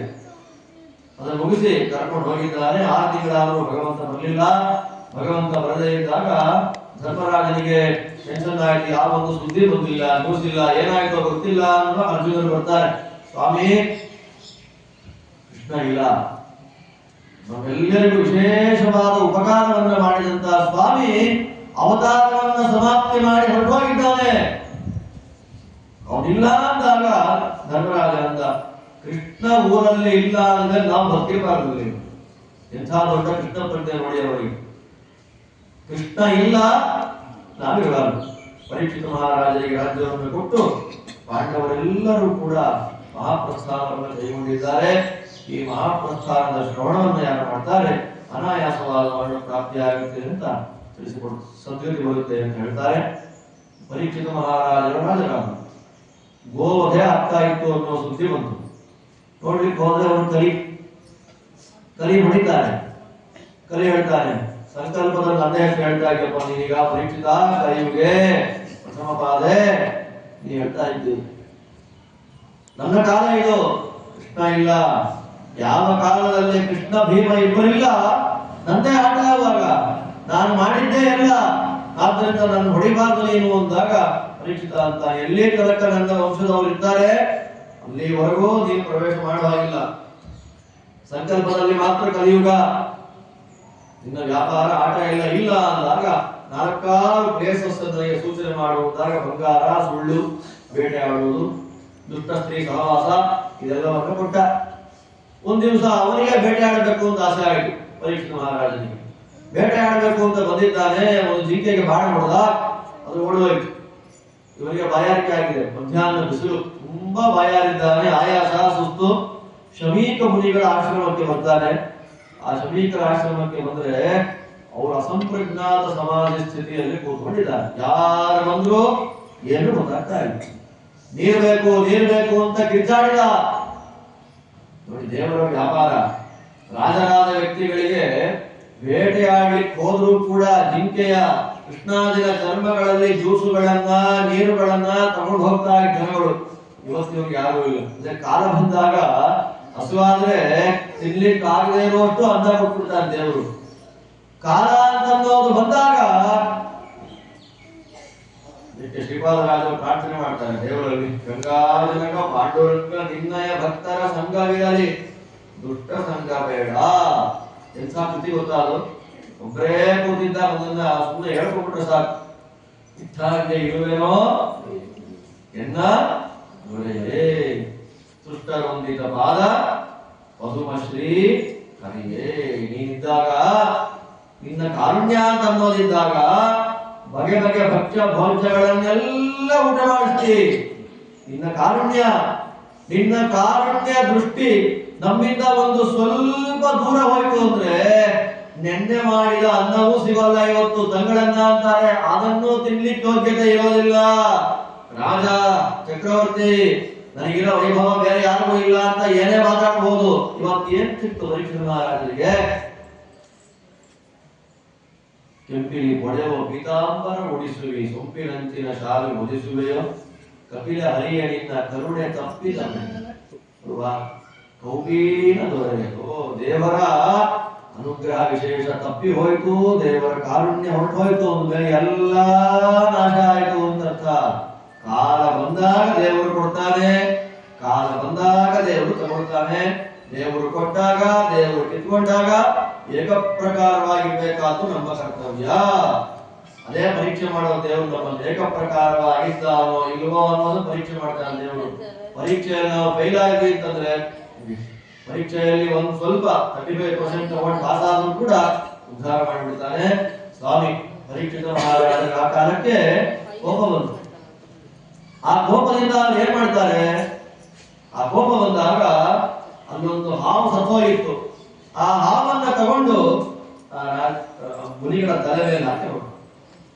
ಅವ್ರ ಮಗ ನೋಡಿದ ಶೃಂಗಿ, ನಮ್ಮಪ್ಪನಿಗೆ ಅನ್ಯಾಯ ಮಾಡಿದ್ನಲ್ಲ, ಯಾರೇ ಆಗ್ಲಿ ಇನ್ನು 1 ವಾರಗಳ ಒಳಗೆ ತಕ್ಷಕ ಅವನನ್ನ ಕಚ್ಚಿಬಿಟ್ಟು ಸಾಯಿಸಾಕ್ಬಿಡ್ಲಿ ಅವರನ್ನ ಅಂತ. ಪರೀಕ್ಷಿತ ಮಹಾರಾಜರಿಗೆ ಸುದ್ದಿ ಹೋಯ್ತು, ಗೊತ್ತಾಗಿತ್ತು ಸ್ವತ್ತ ಮಂತ್ರೋಗ ಮಾಡಿಬಿಟ್ಟಿದ್ದೇನೆ, ನನಗೇನೋ ಆಗಿಬಿಡುತ್ತೆ ಇವಾಗ ಅಂತ ಅಂದ್ಕೊಂಡ್ರು. ನ್ಯೂಸ್ ಬಂತು, ಎಲ್ಲವನ್ನ ಬಿಟ್ಟು ಜನಮೇಜಯ ಮಹಾರಾಜರಿಗೆ ರಾಜ್ಯವನ್ನ ಕೊಡ್ತಾರೆ. ನೇರವಾಗಿ ಬಂದು ಗಂಗಾ ತೀರಕ್ಕೆ ಬರ್ತಾರೆ. ಸುಖಸ್ಥಳ ಅಂತ ಇವತ್ತು ಪ್ರಸಿದ್ಧವಾದ ಕ್ಷೇತ್ರ. ಗಂಗಾ ತೀರಕ್ಕೆ ಬಂದು ಅಲ್ಲಿ ಹೋದ್ರು. ಎಲ್ಲ ಮಹಾನುಭಾವರಾದ ಮುನಿಗಳು ಅಲ್ಲಿ ಬಂದರು. ಅಲ್ಲಿ ಬಂದಾಗ ಶುಕಾಚಾರ್ಯರು ಬರ್ತಾರೆ. ಶುಕಾಚಾರ್ಯರನ್ನು ನಮಸ್ಕಾರ ಮಾಡಿ ಕೇಳ್ತಾರೆ. ಶುಕಾಚಾರ್ಯರು ಯಾವತ್ತಿಗೂ ಕೂಡ ಒಂದು ಜಾಗದಲ್ಲಿ ಒಂದು ಕ್ಷಣ ಇದ್ದ ಮಹಾನುಭಾವರಲ್ಲ. ಅವರಿಗೆ ಮಧ್ಯಾಹ್ನ ಊಟ ಮಾಡಬೇಕು ಅಂತ ಅನಿಸಿದ್ರೆ ಮನೆ ಮುಂದೆ ಬರ್ತಾರೆ. ಅವರಲ್ಲಿ ಬರ್ತಾ ಇದ್ದಾರೆ ಇವಾಗ ನಾವು ರೆಡಿಯಾಗಿ ನಿಂತ್ರೆ ತಗೊಳ್ತಾರೆ. 2 ನಿಮಿಷ ವೆಯ್ಟ್ ಮಾಡಿ ಅಂತಂದ್ರೆ ಇಲ್ಲ, ಬೇರೆ ಮನೆಗೆ ಹೋಗೋಣ ಭಿಕ್ಷೆಗೆ ಅಂತ ಅವರೆಲ್ಲ ಇಲ್ಲ. ಒಂದು ಮನೆ ಮುಂದೆ ಬಂದು ನಿಂತಾಗ ಅವ್ರು ಕೊಟ್ರೆ ತಿಂತಾರೆ, ಇಲ್ಲ ನಾಳೆ ಬೆಳಗ್ಗೆ ತನಕ ಊಟ. ಆ ವ್ರತ ಮಹಾನುಭಾವರದ್ದು. ಆ ವ್ರತವನ್ನ ಏನ್ ಕರೀತಾರೆ? ಆ ವ್ರತಕ್ಕೆ ಹೆಸರು ಮಧುಕರ ವೃತ್ತಿ. ಮಧುಕರ ವೃತ್ತಿ ಅನ್ನೋದನ್ನೇ ತನ್ನ ಭಾಗವತದಲ್ಲಿ ಹೇಳ್ತಾರೆ. ಮಧುಕರ ವೃತ್ತಿಯ ಬಗ್ಗೆ ಮಾತಾಡಬೇಕು. ವೃತ್ತಿಂ ಮಾಧುಕರೀಂ ಮುನಿ. ಮಾಧುಕರಿ ವೃತ್ತಿಯನ್ನು ಮಾಡಬೇಕು ಅಂತ ಕೃಷ್ಣ ಆದೇಶ ಮಾಡ್ತಾನೆ. ಆ ಮಾಧುಕರಿ ವೃತ್ತಿಯನ್ನೇ ದಾಸರಾಯರನ್ನ ಸ್ವಲ್ಪ ಮಾಡಿಫೈ ಮಾಡಿ ಇನ್ನೊಂದು ವೃತ್ತಿ ಮಾಡಿಕೊಂಡ್ರು. ಯಾವ ವೃತ್ತಿ? ಯಾಯವಾರ.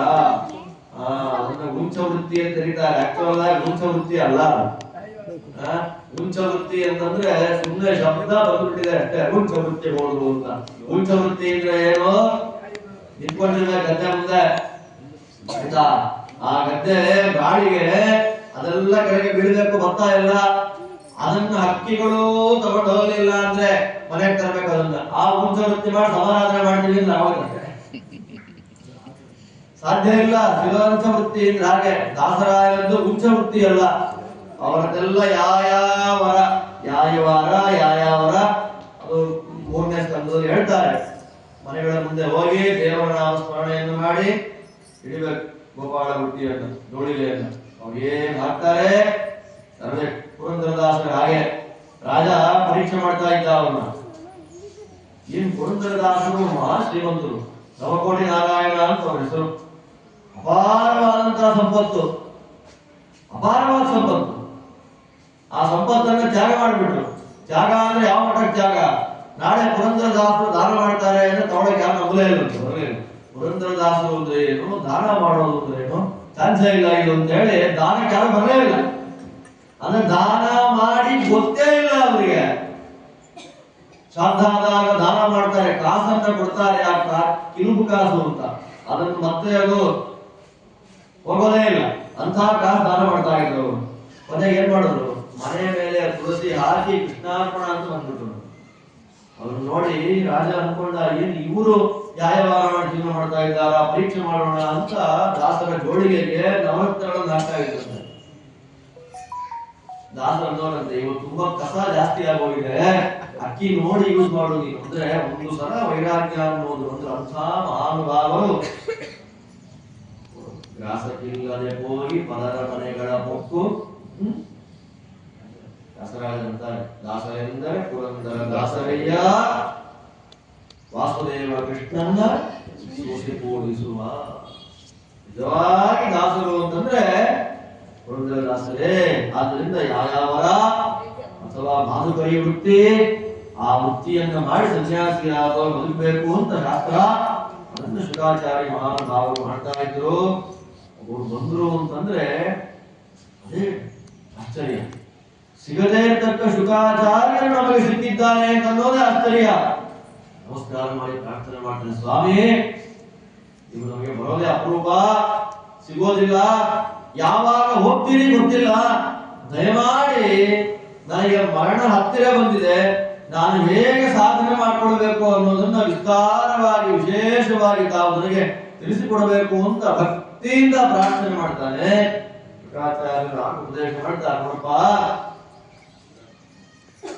ನೀನು ಕೇಳಿದ ಪ್ರಶ್ನೆ ಸರಿಯಾಗಿದೆ, ಆದ್ರೆ ಜನಕ್ಕೆ ಸಾಮಾನ್ಯಕ್ಕೆ ಇಂಟ್ರೆಸ್ಟೇ ಇಲ್ಲ. ಯಾಕೆ ಇಂಟ್ರೆಸ್ಟ್ ಇಲ್ಲ ಅಂದ್ರೆ, ರಾತ್ರಿ ಪ್ರವಚನ ಕೇಳ್ತೀನಿ ಬಂದ್ರಿ ಅಂದ್ರೆ ನಿದ್ದೆ ಮಾಡ್ಬೇಕಲ್ಲ ಆಚಾರ್ಯ ಇರ್ತಾನೆ. ಬೆಳಗ್ಗೆ ಪ್ರವಚನ ಹೇಳ್ತೀವಿ ಬಂದ್ರಿ ಅಂದ್ರೆ ಕೆಲಸಕ್ಕೆ ಹೋಗ್ಬೇಕಲ್ಲ ಅಂತಾನೆ. ವಯಸ್ಸಿದ್ದಾಗ ಭಾಗವತ ಪ್ರವಚನ ಅರ್ಥ ಆಗಲ್ಲ ಅಂತಾರೆ. ಸ್ವಲ್ಪ ಮೆಚೂರ್ ಆದ್ಮೇಲೆ ಕೆಲಸಕ್ಕೆ ಹೋಗ್ಬೇಕು, ಸಂಪಾದನೆ ಮಾಡ್ಬೇಕು, ಭಾಗವತ ಅರ್ಥ ಆಗಲ್ಲ ಅಂತಾರೆ. ಸ್ವಲ್ಪ ಮಿಡ್ಲ್ ಏಜ್ ಬಂದ್ಮೇಲೆ ಜವಾಬ್ದಾರಿ ಇಲ್ಲ ಆಚಾರ್ಯ, ಭಾಗವತ ಬೇಡ ಅಂತಾರೆ. ಸ್ವಲ್ಪ ವಾರ್ಧಕ್ಯ ರಿಟೈರ್ಡ್ ಆದ್ಮೇಲೆ ಕೈಕಾಲು ನೋವು ಕೂತ್ಕೊಳಕ್ ಆಗಲ್ಲ ಅಂತಾರೆ. 75-80 ವರ್ಷ ಆದ್ಮೇಲೆ ನೀವೇನು ಭಾಗವತ ಹೇಳಿದ್ರು ಕಿವಿನೇ ಕೇಳಲ್ಲ, ನಾನ್ ಬಂದು ಏನ್ ಪ್ರಯೋಜನ ಅಂತಾರೆ. ಆದ್ರೆ ಟಿಫನ್ ಮಾತ್ರ ಇಡ್ಲಿ ಚಟ್ನಿ ಸಾಂಬಾರ್ ಮಾಡ್ಕೊಡು ಅಂತ ಕೇಳ್ತಾ ಇರ್ತಾರೆ. ಅದು ಬೇಜಾರಾಗೋದೇ ಇಲ್ಲ. ಶುಕಾಚಾರ್ಯರು ಬಟ್ಟೆಯಲ್ಲಿ ಸುತ್ತಿ ಹೊಡೆಯುವಂತ ಕ್ರಮ ಹೇಗಿರುತ್ತೆ ನೋಡಿ ನಮಗೆ ಅಲ್ವಾ. ಎಲ್ಲದಕ್ಕೂ ಇದೆ, ಎಲ್ಲದಕ್ಕೂ ಆಸೆ ಇದೆ, ಎಲ್ಲದಕ್ಕೂ ಅನುಕೂಲ ಇದೆ, ಬೇಕಾದಕ್ಕೆ ಎಲ್ಲದಕ್ಕೂ ಟೈಮ್ ಮಾಡ್ಕೊಳ್ತೇವೆ. ಶಾಸ್ತ್ರ ಶ್ರವಣಕ್ಕೆ ಟೈಮ್ ಇಲ್ಲ. ಜನಗಳಿಗೆ ನಿದ್ರಯಾಗ್ರಿಯತೆ ರಕ್ತಂ ವ್ಯವಾಯೇನ ನವಂಬಯ ದಿವಾಚಾರ್ಥೇ ಹಯ ರಾಜನ್ ಕುಟುಂಬ ಭರಣೇ ನವಾ ದೇಹ ಪತ್ರ ಕಲತ್ರಾದಿಷು ಆತ್ಮದೈನ್ಯೇಶ್ವಸತ್ವಪಿ ತೇಷು ಪ್ರಸಕ್ತೋ ನಿಧನಂ ಪಶ್ಯನ್ನಪಿ ಸಮಶ್ಯತಿ. ಅವನಿಗೆ ಮರಣ ಬಂದಿದ್ದೇ ಗೊತ್ತಾಗಲಿಲ್ಲ. ಆದ್ದರಿಂದ ಪರೀಕ್ಷಿತ ಆಗಬಾರ್ದಪ್ಪ. ಸಾಧನೆ ಮಾಡ್ಕೊಳ್ಬೇಕು ಅನ್ನೋ ಆಸೆ ಇದ್ರೆ 2 ನಿಮಿಷ ಸಾಧನೆ ಮಾಡ್ಕೊಂಡ್ರೆ ಸಾಕು. 2 ನಿಮಿಷ ಖಟ್ವಾಂಗ ದೀಪರಾಜರು ಮಹಾನುಭಾವರು ದೇವತೆಗಳಿಗೆ ಸಹಾಯ ಮಾಡಿ ದೇವತೆಗಳು ಯುದ್ಧದಲ್ಲಿ ಗೆಲ್ಲುವಂತೆ ಮಾಡಿದ್ದಕ್ಕೆ ದೇವತೆಗಳು ಏನು ಬೇಕು ವರ ಅಂತ ಕೇಳ್ತಾರೆ. ನನ್ನ ಆಯುಷ್ಯ ಎಷ್ಟಿದೆ ಅಂತ ಕೇಳಿದಾಗ ಒಂದೇ ಮುಹೂರ್ತ ಅಂದ್ರು. ಮನೆಗೆ ಬಂದು ರಾಜ್ಯವನ್ನ ಮಕ್ಕಳಿಗೆ ಕೊಟ್ಟು ನಾರಾಯಣ ಅಂತ ಹೇಳಿ ನಾಮಸ್ಮರಣೆ ಮಾಡಿ ಮೋಕ್ಷ ಕೊಟ್ಟರು. ಆದ್ದರಿಂದ ಇಂಟ್ರೆಸ್ಟ್ ಇರುವಂತಹ ವ್ಯಕ್ತಿಗಳಿಗೆ ಒಂದು ಮುಹೂರ್ತ ಸಾಕು. ಇಂಟ್ರೆಸ್ಟೇ ಇಲ್ಲ ಅನ್ನೋವರಿಗೆ ಒಂದು ಯುಗವನ್ನ ಕೊಟ್ಟು ಅರ್ಥ ಮಾಡಿಸ್ಲಿಕ್ಕೆ ಅವರಿಗೆ ಆಗೋದಿಲ್ಲ. ಈ ದೃಷ್ಟಿಯಲ್ಲೇ ಭಾಗವತ, ವಿಶೇಷವಾಗಿ ಭಾಗವತ ಶ್ರವಣ ಮಾಡಬೇಕು ಅಂದ್ರೆ ಅದಕ್ಕೊಂದು ಬೇರೆಯ ಒಂದು ಪಾಸ್ ನಮ್ಮ ಹತ್ರ ಇರಬೇಕು. ಆ ಪಾಸ್ ನಮಗೆ ದೇವರು ಹಾಕಿ ಕಳಿಸ್ಲಿಲ್ಲ ಅಂತಂದ್ರೆ ಸಾಕ್ಷಾತ್ ಶ್ರೀಮದ್ ಆಚಾರ್ಯರೇ ಭಾಗವತವನ್ನು ಹೇಳಿದ್ರು ಕೂಡ ಕೇಳುವ ಆಸಕ್ತಿ ಬರೋದಿಲ್ಲ. ದೇವರೇ ಒಳಗೆ ಜೀವಕ್ಕೆ ಒಂದು ಮುದ್ರೆಯನ್ನ ಸ್ಟ್ಯಾಂಪ್ ಅನ್ನು ಒತ್ತಿ ಕಳಿಸಿರ್ಬೇಕು.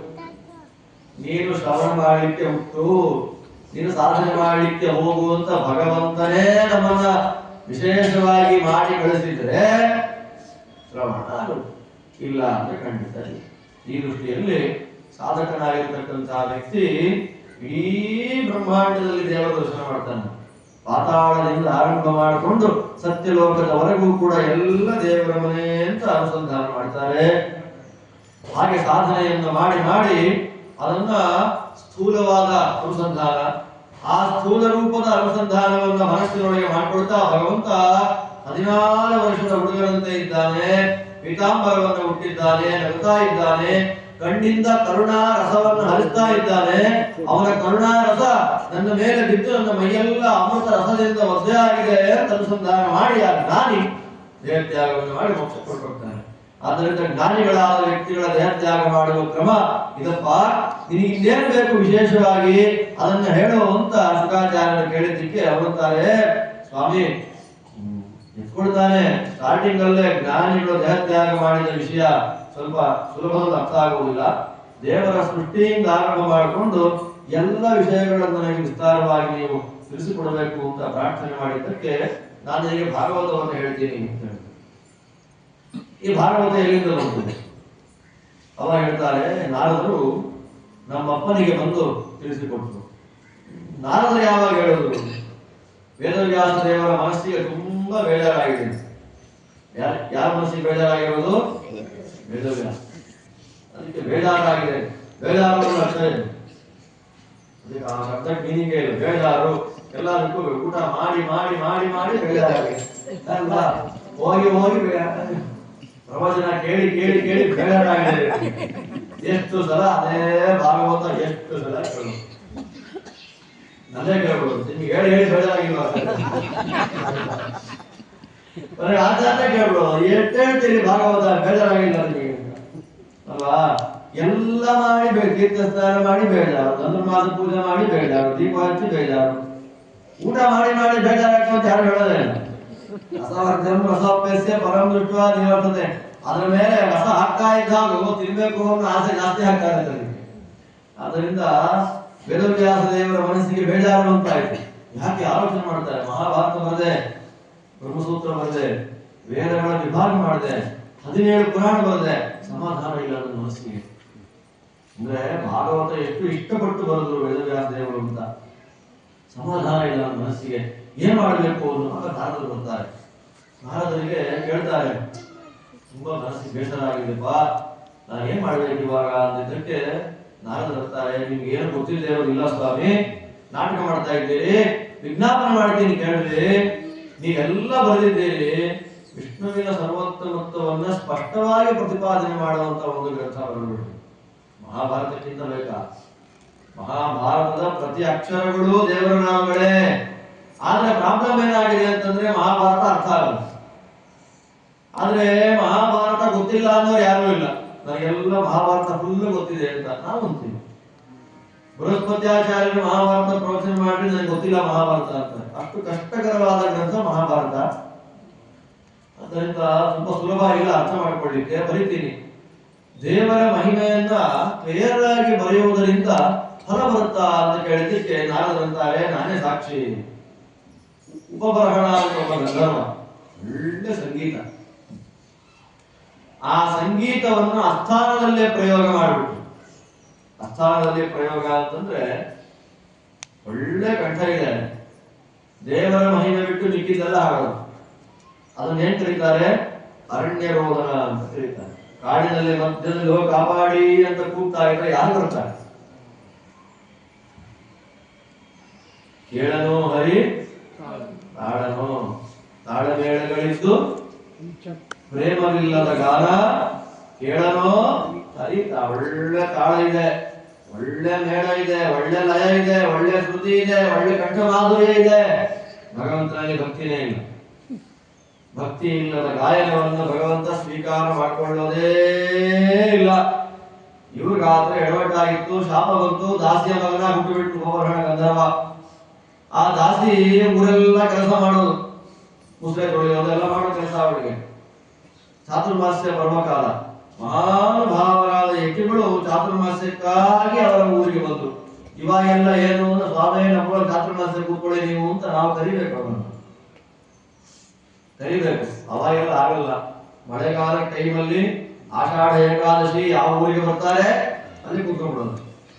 ಅಲ್ಲಿಂದ ಕೂತ್ಕೊಂಡು ಕಾರ್ತೀಕ ಏಕಾದಶಿಯವರೆಗೆ 4 ತಿಂಗಳು ಪೂರ್ಣ ಅಲ್ಲೇ ಇರ್ತಾ ಇದ್ರು. 4 ತಿಂಗಳು ಹೋಗಿ ಇವತ್ತು ಎಷ್ಟಾಗಿದೆ? 48 ದಿನ. ಅಪಕ್ಷ ವೈಮಾಸ ಇತಿ ನ್ಯಾಯೇನ. ನಾವೇ ಹೇಳ್ಬಿಡ್ತೀವಿ, ಸ್ವಾಮಿ ನೀವು 4 ತಿಂಗಳು ಮೇಂಟೈನ್ ಮಾಡಕ್ ಆಗಲ್ಲ, ಫಸ್ಟ್ ಹೊರಟಾಗಿ ನೀವು ಅಲ್ವಾ 45 ದಿನ. ಆ 45 ನಾವು ಡೈಲಿ ಬರ್ಕೊಂಡ್ಬಿಡ್ತೀವಿ. 45 ದಿವಸದಲ್ಲಿ 3 ಏಕಾದಶಿ ಬರುತ್ತೆ, ಪ್ರಾಬ್ಲಮ್ ಇಲ್ಲ. 4 ದ್ವಾದಶಿ ಬಂದ್ಬಿಡುತ್ತೆ, ಪ್ರಾಬ್ಲಮ್ ಇಲ್ಲ. ಅವಾಗ ಕೃಷ್ಣ ಜನ್ಮಾಷ್ಟಮಿ 1 ದಿನ, ಪ್ರಾಬ್ಲಮ್ ಇಲ್ಲ. ಅಂದ್ರೆ ನಮ್ಮ ಆಲೋಚನಾ ಕ್ರಮಗಳು ಹೇಗಿರುತ್ತೆ ಅಂತ ಹೇಳೋದು. ಈ ದೃಷ್ಟಿ ಚಾತುರ್ಮಾಸ್ಯ ಅಂತಂದು ಯತಿಗಳಿಗೆ, ಸಾಧಕರಿಗೆ ಶ್ರೇಷ್ಠವಾದ ಕಾಲ. ಚಾತುರ್ಮಾಸ್ಯ ಪರ್ವಕಾಲದಲ್ಲಿ ಮಾಡುವ ಯತಿ ಸೇವೆಯಿಂದ ದೇವರು ಎಷ್ಟು ಪ್ರೀತನಾಗ್ತಾನೆ ಗೊತ್ತಿಲ್ಲ. ನಿರಂತರ ಸಂಚಾರವನ್ನ ಮಾಡುವ ಯತಿಗಳು ಆ ಸಂಚಾರವನ್ನ ತಾತ್ಕಾಲಿಕವಾಗಿ ಅದನ್ನ ಕಟ್ ಮಾಡಿಕೊಂಡು ಒಂದು ಊರಲ್ಲಿ ವಾಸ ಮಾಡ್ತಾರೆ. ದರ್ಶನ ಸ್ಪರ್ಶನಾಲಾಪೈ ಭವಂತ ಪುಣ್ಯದಾಯಕ ಮಂತ್ರ ಇದೆ. ಅವರ ದರ್ಶನ, ಅವರನ್ನು ಮುಟ್ಟೋದು, ಅವರ ಜೊತೆ ಮಾತಾಡೋದು ಎಲ್ಲದರಿಂದ ಪುಣ್ಯವನ್ನು ಕೊಡ್ತಾನೆ ಭಗವಂತ. ಯಾಕೆ? ಭಗವಂತ ಮಲಗಿರ್ತಾನಲ್ಲ, ಅವಾಗ ಭಗವಂತನ ಸಂವಿಧಾನ ಯತಿಗಳಿರುತ್ತೆ. ಆ ಚಾತುರ್ಮಾಸ್ಯಕ್ಕಾಗಿ ಮುನಿಗಳೆಲ್ಲ ಬಂದ್ರು. ಯಾರ ಹತ್ರಕ್ಕೆ? ಈ ವ್ಯಕ್ತಿ ಇದ್ದ ಊರಿಗೆ. ಸ್ವಾಮಿ ಚಾತುರ್ಮಾಸ್ಯಕ್ಕೆ ಬಂದ್ರು ಅಂದ್ರೆ ಜನ ಎಲ್ಲ ಪ್ರವಚನಕ್ಕೆ ಬರ್ತಾರೆ. ಅವಾಗೆಲ್ಲ ಊಟ ಇರ್ಲಿಲ್ಲ, ಅವಾಗೆಲ್ಲ ಏನಿಲ್ಲ. ಅಪ್ಪ ಸ್ವಾಮಿಗಳ 4 ಮನೆ ಭಿಕ್ಷೆ ಮಾಡಿ ಊಟ ಮಾಡ್ತಾ ಇದ್ರು ಅವಾಗ. ಇನ್ನು ಆ ಟೈಮಲ್ಲೇ ಚಾತುರ್ಮಾಸ್ಯಕ್ಕೆ ನಮ್ಮ ಊರಿಗೆ ಸ್ವಾಮಿ ಬರ್ತಾರೆ. ಪೂಜೆ ನೋಡ್ರಿ, ಪ್ರವಚನ ಕೇಳ್ರಿ, ಊಟ ಮೊದಲು ಮಾಡ್ಕೊಳ್ರಿ ಅಂತಂದ್ರೆ ಪೂಜೆ ಪ್ರವಚನ ಸ್ವಾಮಿ ಮಾಡ್ಕೊಳ್ಳಿ ಪರವಾಗಿಲ್ಲ, ನೀವು ನನಗೆ ಲೈವ್ ಅಲ್ಲಿ ರೆಕಾರ್ಡ್ ಕೊಟ್ಬಿಡಿ ಸಾಕು, ಮೊದಲೇ ನೋಡ್ಕೊಂಡು ನಮ್ಮ ಕಾಲ ಎಲ್ಲ ಹಾಗಾಗಿದೆ. ಇವತ್ತು ಕಾಲ ಹಾಗಾಗಿ ಹೋಗಿ ಏನು ಮಾಡ್ಲಿಕ್ಕೆ ಆಗಿದ್ರು ಕೂಡ ಎಲ್ಲ ಆಗ್ತಾ ಇದೆಲ್ಲ ಅನ್ನೋ ಸಂತೋಷ.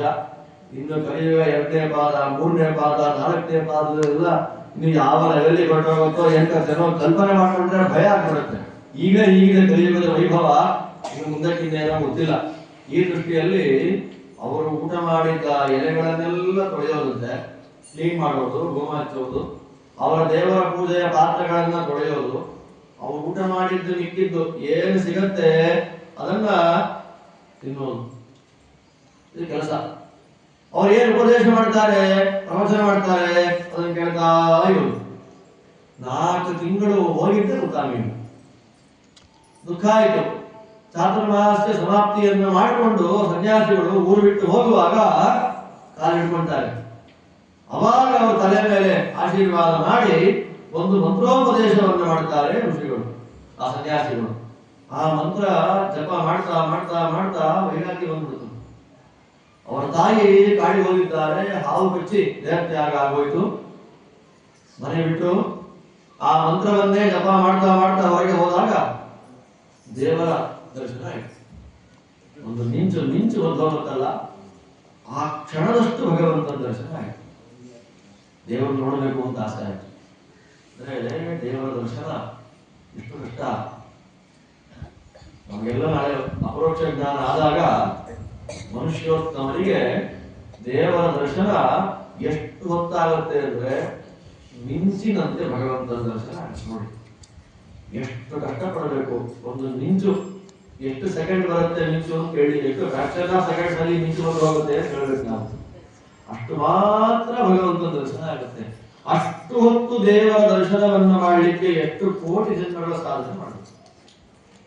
ದೇವತೆಗಳಿಗೆ ಮಧ್ಯಾಹ್ನದ ಸೂರ್ಯ ಮಂಡಲದಂತೆ ಭಗವಂತನ ದರ್ಶನ ಆಗುತ್ತೆ. ರುದ್ರದೇವರಿಗೆ ನೀರಿನಲ್ಲಿ ಕಾಣುವ ಪ್ರತಿಬಿಂಬದಂತೆ ಭಗವಂತನ ದರ್ಶನ ಆಗುತ್ತೆ. ಬ್ರಹ್ಮದೇವರು ಮಾತ್ರ ಭಗವಂತನನ್ನ ಸ್ಪಷ್ಟವಾಗಿ ದರ್ಶನ ಮಾಡ್ತಾರೆ ಮಹಾನುಭಾವರು. ಸೂಚನೆ ಆಯಿತು, ಈ ಜನ್ಮದಲ್ಲಿ ಇಷ್ಟೇಪ್ಪ, ನೆಕ್ಸ್ಟ್ ಜನ್ಮದಲ್ಲಿ ನಿನಗೆ ವಿಶೇಷ ಅನುಗ್ರಹ ಮಾಡ್ತೀನಿ, ಚತುರ್ಮುಖ ಬ್ರಹ್ಮದೇವರ ಮಗನಾಗಿ ಹುಟ್ಟಿವ ಅಂತ ಭಗವಂತನ ಆಶೀರ್ವಾದ ಆಯಿತು. ಆ ಕಲ್ಪ ಕಳೆದ ಮೇಲೆ ಬ್ರಹ್ಮದೇವರ ತೊಡೆಯಿಂದ ಹುಟ್ಟಿ ಬರುವಂತಹ ಮಹಾಭಾಗ್ಯ ಉಪಬರಹಣ ಗಂಧರ್ವನಿಗೆ ಬಂತು. ಅವರೇ ನಾರದ.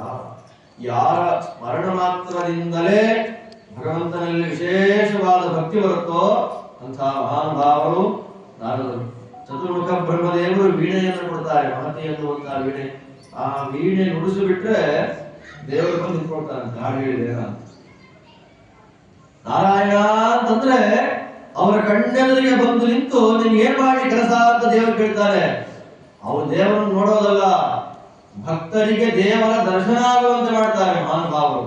ಆದ್ದರಿಂದ ವೇದವ್ಯಾಸ ದೇವರೇ, ನಾನು ಉದಾಹರಣೆ ಗ್ರಂಥವನ್ನು ಬರೀರಿ, ವಿಶೇಷವಾಗಿ ಸಾಧಕರು ಮೋಕ್ಷಕ್ಕೆ ಬರಲಿ ಅಂತ ಪ್ರಾರ್ಥನೆ ಮಾಡಿದ್ದಕ್ಕೆ ವೇದವ್ಯಾಸ ದೇವರು ಬರೆದ ಗ್ರಂಥರಾಜವೇ ಶ್ರೀಮದ್ ಭಾಗವತ. ಅದನ್ನು ನಾನು ನಿನಗೆ ಈಗ ಉಪದೇಶ ಮಾಡ್ತೇನಪ್ಪ ಅಂತ ಹೇಳಿ ಚತುರ್ಮುಖ ಬ್ರಹ್ಮದೇವರನ್ನು ನಾರದರು ಏನು ಪ್ರಶ್ನೆ ಮಾಡಿದ್ರು, ಆ ಪ್ರಶ್ನೆಗೆ ನಾರದರು ಏನು ಉತ್ತರ ಕೊಟ್ಟರು, ಅದೇ ವಿಷಯವನ್ನು ತಿಳಿಸಿಕೊಡ್ತಾರೆ ಅಂತ ಹೇಳ್ತಾ ದ್ವಿತೀಯ ಸ್ಕಂದ ಭಾಗವತ ಸಮಾಪ್ತಿ ಆಗ್ತಾ ಇದೆ. ಮೂರನೇ ಸ್ಕಂದ ಭಾಗವತವನ್ನು ಮತ್ತೆ ಚಿಂತನೆ ಮಾಡೋಣ ಅಂತ ಹೇಳ್ತಾ ಶ್ರೀಕೃಷ್ಣ.